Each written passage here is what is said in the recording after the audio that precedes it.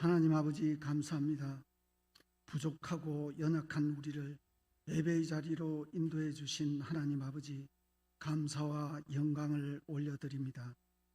우리의 예배를 받으시고 2022년의 하나님의 은혜로 나갈 수 있도록 하나님의 은혜 위에 은혜가 되는 예배되게 하옵소서.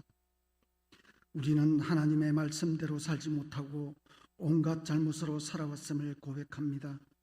하나님의 은혜로 우리를 용서하여 주시고 좋은 물가로 인도해 주옵소서. 하나님 아버지, 보이지 않는 곳에서 교회를 위해 기도하시는 한 사람 한 사람 하나님께서 살펴주시고 모든 기도 가운데 교회가 돌아가게 하옵소서. 하나님 아버지, 이 속에서 우리가 하나님의 믿음으로 더 겸손해지며 더 감사함으로 양보하며 살아갈 수 있는 믿음의 자녀가 되게 하옵소서. 이 모든 것이 작심삼일이 되지 않도록 우리를 잘 붙잡아 주시어 항상 깨어 기도하며 살아가게 하옵소서. 하나님 아버지, 이후에 말씀 전할 우리 목사님 하나님께서 전신갑주를 입혀주시고 강하고 강한 목사님 되게 하시고 오늘 전하는 말씀이 우리에게 큰 은혜가 되게 하옵소서. 모든 것 감사드리며 살아계신 예수 그리스도 이름으로 기도드린나이다. 아멘. 오늘은 요한복음 20장 19절에서 22절 말씀을 중심으로 넘어서기, 성령 충만이 능력입니다 라는 제목으로 함께 말씀으로 은혜를 나누기로 합니다. 많은 성도들이 신앙생활에 있어서 이 임계점에 대해서 좀 고민을 해볼 수 있으면 좋겠습니다. 좀 편하게 신앙생활 하려고 합니다. 그냥 적당히 신앙생활을 합니다. 특히 우리 믿지 않는 한가정 믿는 가정을 보면은 남편들이 아내들 열심히 교회 다니고 또 여러분 뭐 부모님들이나 또 안 믿는 친구들이나 이렇게 여러분들이 열심히 교회 다니며 항상 하는 말이 있습니다. 뭐라고 할까요? 열심히 네 하고 싶은 대로 해라. 하지만 너무 깊게는 빠지지 말에 이래요. 맞죠? 적당히 하라. 내가 이해할 수 있는 수준만큼만 신앙생활 하라라고 말하고요. 그렇게 말하지 않아도 많은 성도들은 그렇게 적당히 적절히 내게 은혜 되는 만큼 기분 좋은 만큼 소위 행복한 만큼만 신앙생활을 하려고 합니다. 근데 여러분, 이 시대가 사실은 우리를 적당히 있게 하지 못하게 합니다. 여러 가지 변수들과 여러 가지 상황, 특히 이 코로나19의 상황은 우리를 뒤로 밀어내고요. 소위 우리의 한계라는 것을 맞이하게 합니다. 저는 이 임계점과 이 한계점을 좀 연결해 봤습니다. 한계는 뭡니까? 더 이상 나가지 못하는 상황입니다. 근데 임계점은 뭡니까? 거기를 뛰어넘는 지점이라고 하는 겁니다. 어떻게 보면은 더 이상 나가지 못하는 상황, 물을 비유로 든다면은 99도, 이것을 우리는 한계라고 말한다면 그것이 넘어지는 지점이 바로 임계점이 되어지는 것이지요. 많은 성도들이 복을 구합니다. 은혜를 구합니다. 올해는 하나님의 은혜로, 하나님의 도우심으로 우리 가정도 좀 달라지고 문제와 상황도 바뀌어지고 또 우리 자녀들도 원하는 일들을 할 수 있게 되며 또 내 건강도 건강해지고 이 나라 민족도 더 잘 살기를 원한다라는 이러한 것들을 가지고 있는데 많은 성도들이 이 한계는 경험하고 있는데 그 한계를 뛰어넘을 수 있는 아름다운 영적 수고가 우리 가운데 있느냐라는 겁니다. 그래서 오늘 우리는 넘어서기의 단계에 대해서 한번 살펴볼 겁니다. 표가 은혜 위에 은혜 아닙니까? 이 은혜는 지난번에 말씀드렸듯이 첫 번째 은혜가 바로 율법입니다. 율법. 저는 이 율법을 한계점이라고 생각을 합니다.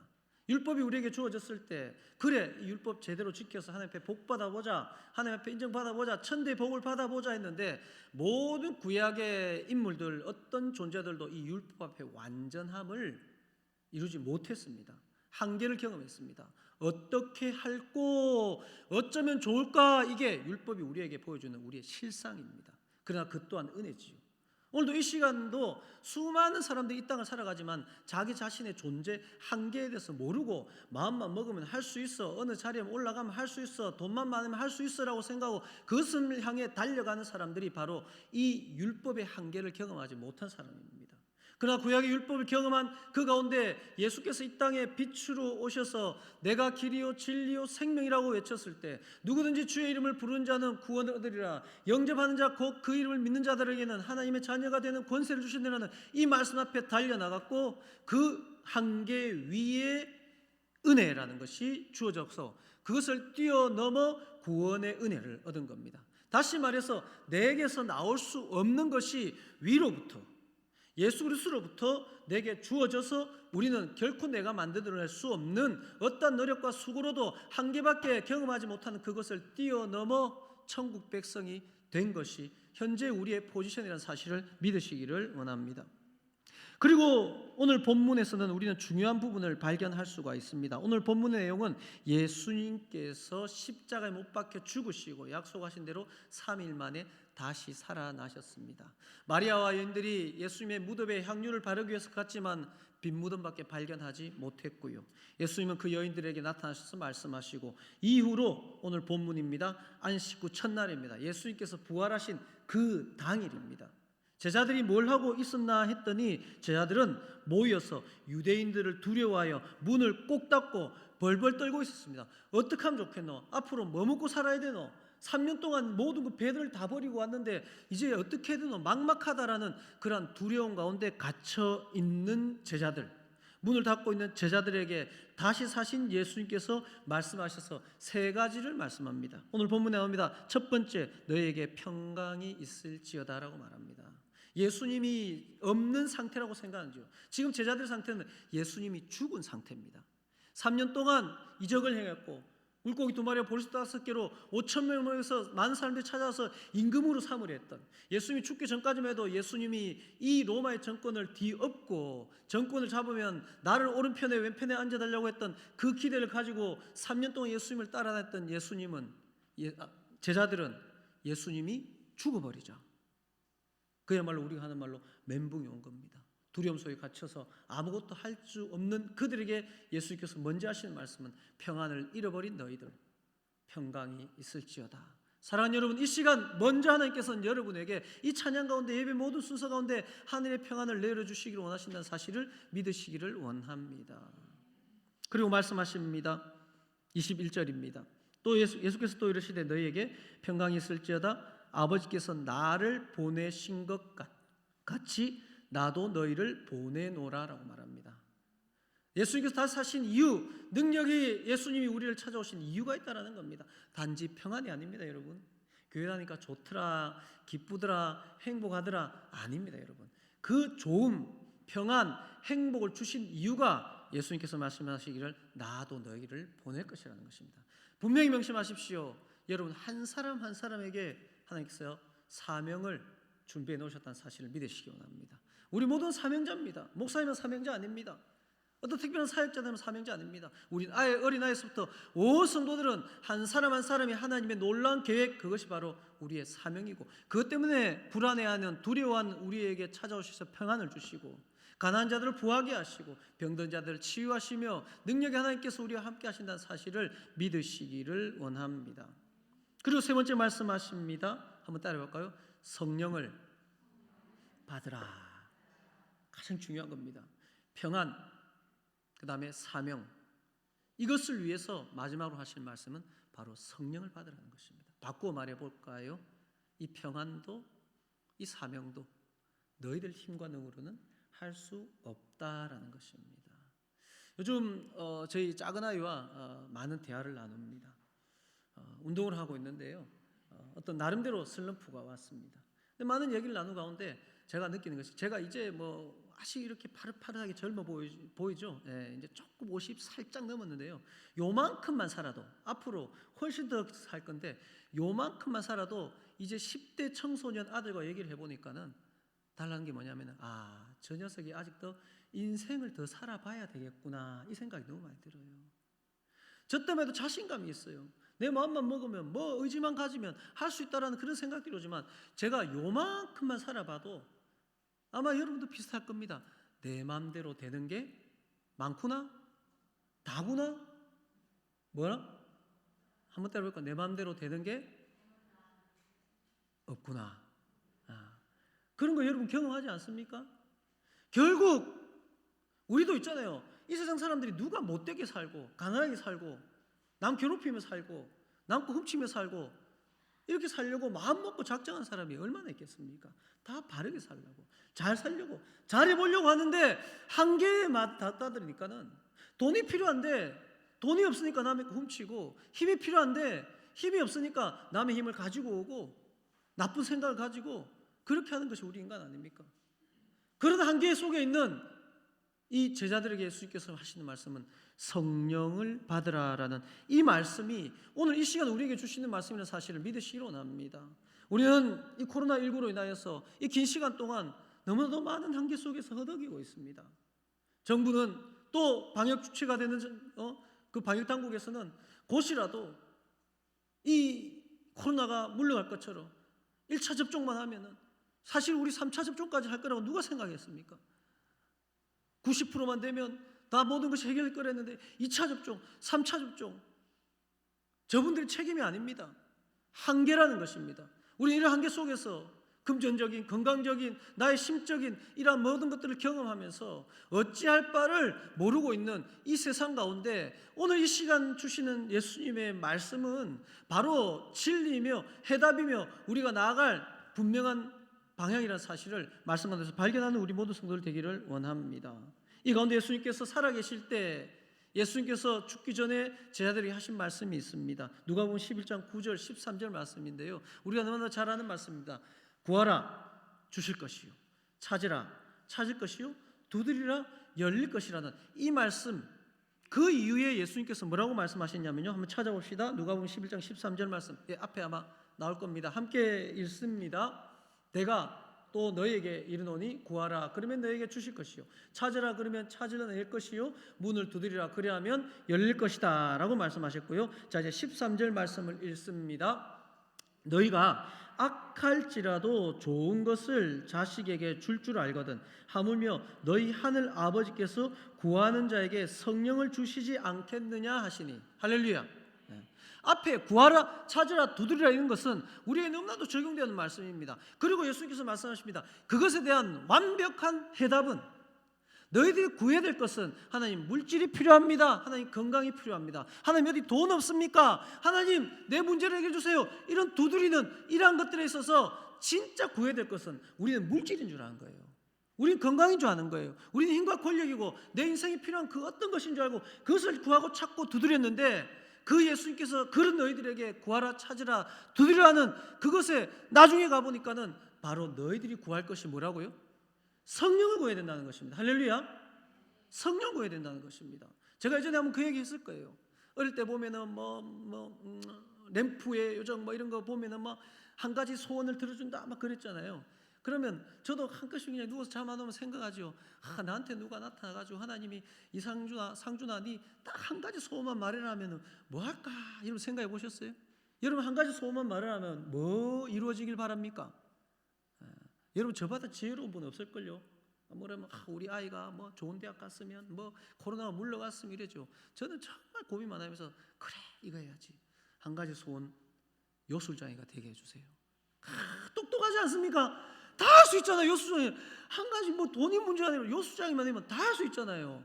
제가 이렇게 똑똑한 사람입니다. 바로 우리 예수님께서 하신 말씀이 바로 그겁니다. 너희들이 요술장애가 되려가 아니라 삶의 근원적인 너희들의 삶의 전인격을, 너희들의 한계를 뛰어넘어 그 임계점 속에서 뛰어넘을 수 있는 그것은 너희들에게서 온갖 노력을 해서 만들어낼 수 있는 것이 아니라 너희의 외부에서 너희들을 지으신 너무나도 잘 아는 하나님이신 성령이 너희 가운데 와서 너희들 삶 가운데 하나님의 일들을 나타낼 것이다. 할렐루야. 이게 바로 성령을 구하라는 예수님의 말씀이라는 사실을 믿으시기로 원합니다. 요약을 해볼까요? 성령을 받아라라고 말씀하시고요. 그리고 성령을 주겠다라고 말씀하십니다. 그리고 약속으로 성령이 오셨습니다. 지금 우리의 위치는 이 성령이 우리 가운데 온 상황, 우리 가운데 계신 그 상황을 살아가고 있다는 사실을 여러분 잊어서는 안 됩니다. 성령을 놔두고 성령이 내 안에 계시는데 내 힘과 내 의지로 내 방법대로 많은 사람들의 힘을 모아 바벨탑을 쌓고 그것이 우리 인간의 모든 것의 한계입니다. 하나님 없는 인생들입니다. 예수님이 죽었다고 생각했을 때 제자들은 숨었고 다시 자신의 일자리로 돌아갔고 어찌할 바를 몰랐고 예수님을 부인하고 그 모습밖에 나타나지 않았습니다. 그들 가운데 예수님께서 나타나셔서 성령을 받으라고 한 말씀은 너희들의 근본적인 문제를 해결해 주겠다는 겁니다. 너희들의 인생 가운데 내가 들어가겠다는 말입니다.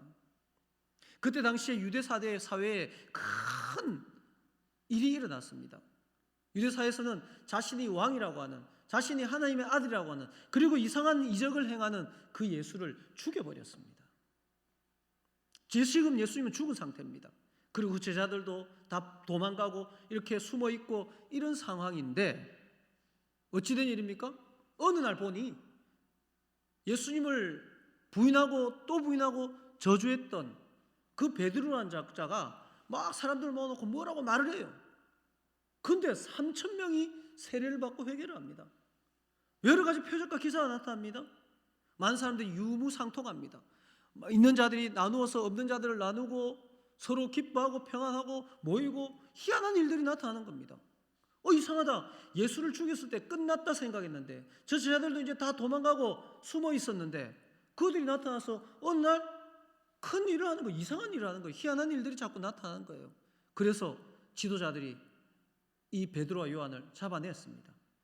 그전에는 어떤 일이 있었습니까? 40년 동안 태어나서 한 번도 걷지 못했던 그 병자를 은과 금을 구하는 한 푼 줍쇼 하는 구걸하는 그 병자에게 나에게 은과 금은 없지만 나사렛 예수의 이름으로 일어나 걸으라 하니까 40년 동안 걷지 못했던 그 사람이 일어나서 걷고 뛰며 찬양하는 일이 나오고 많은 사람들이 그 광경을 보고 그 베드로의 말을 듣고 회개하고 예수를 믿겠다고 하는 겁니다. 그래서 베드로와 요한을 잡아들였습니다. 사도행전 4장 13절 14절 말씀을 한번 읽어봅시다.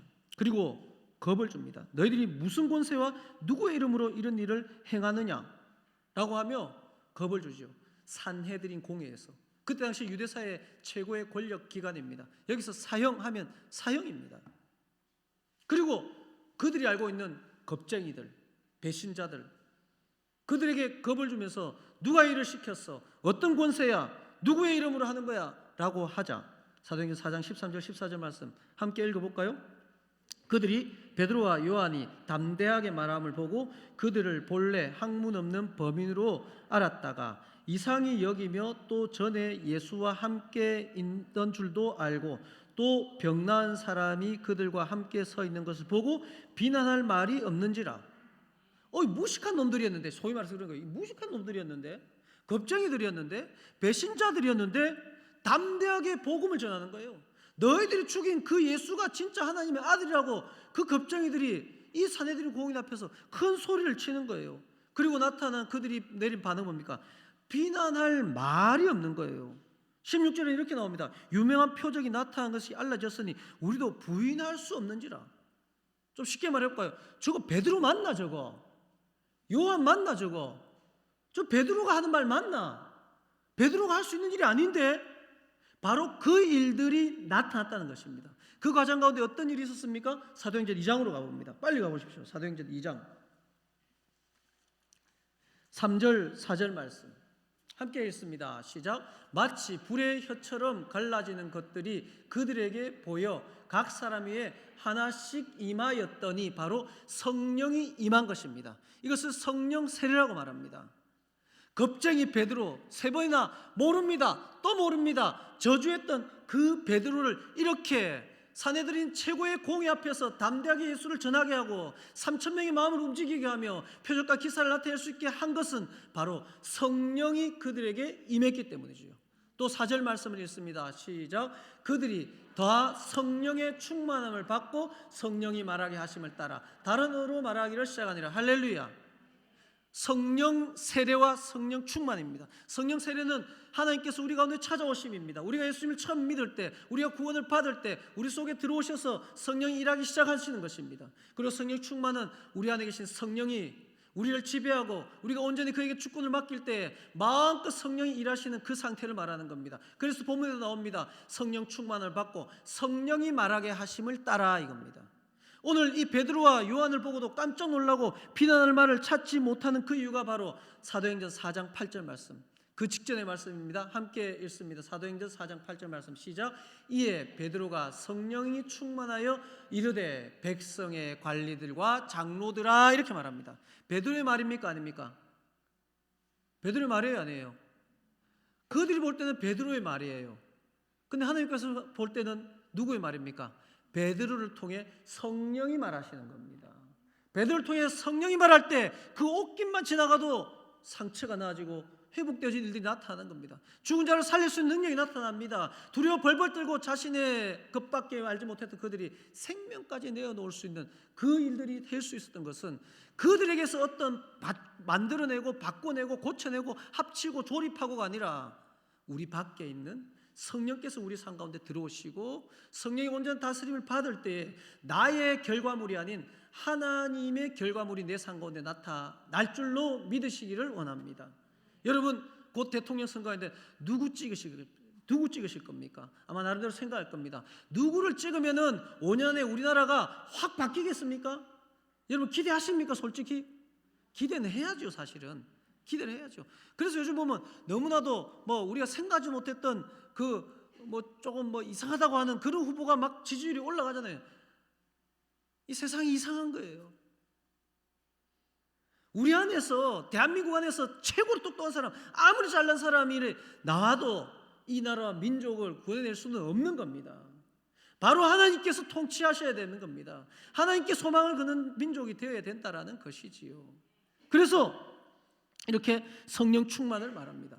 그래서 성령 충만에 대해서 성경이 아주 잘 가르치는 부분이 있습니다. 몇 번 살펴봤던 부분인데요.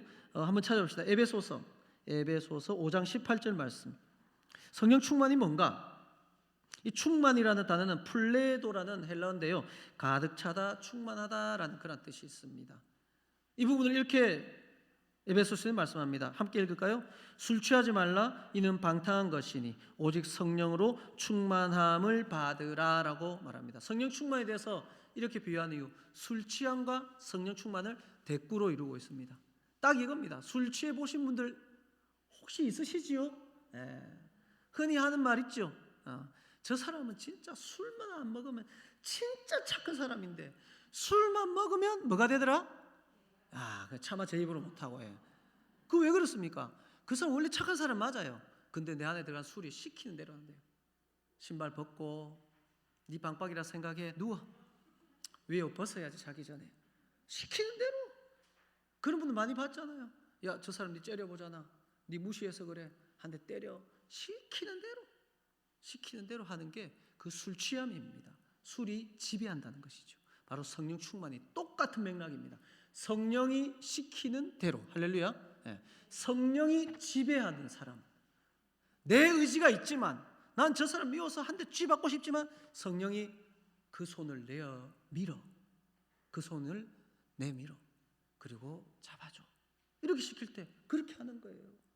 내 인간 능력으로 도무지 되지 않는 일인데 믿음으로 나가 해서 나갔더니 되는 거예요. 그때 하나님의 일이 나타난 겁니다. 이 성령 충만이 바로 우리에게 능력입니다. 여러분의 능력으로 뭔가를 한다는 것 다 변하지 않습니까? 다 변합니다.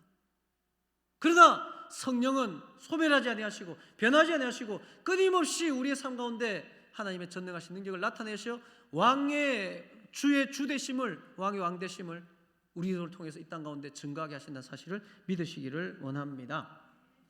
여러분 인생에 넘어서야 될 문제, 우리의 인생 가운데 한계들, 여러분의 가정과 자녀들, 이 나라와 민족, 여러분의 비전, 여러분의 소원, 그 모든 것들이 넘어서야지 2022년은 뭐가 되는 거 아닙니까? 넘어서야지 여러분 가운데 복이라는 것을 말하고 은혜라는 것을 말할 수 있지 않습니까? 이 상태 괜찮습니까? 이 뒤로 물러서는 것 괜찮습니까? 넘어서야 합니다.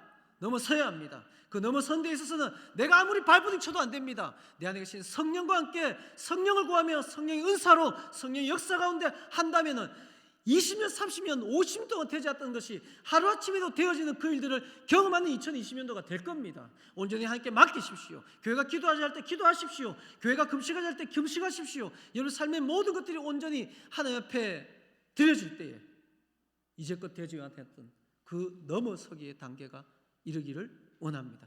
그러한 놀라운 기적을 경험하는 우리 모두 성도들과 교회와 가정들 되기를 주님의 이름으로 축원합니다.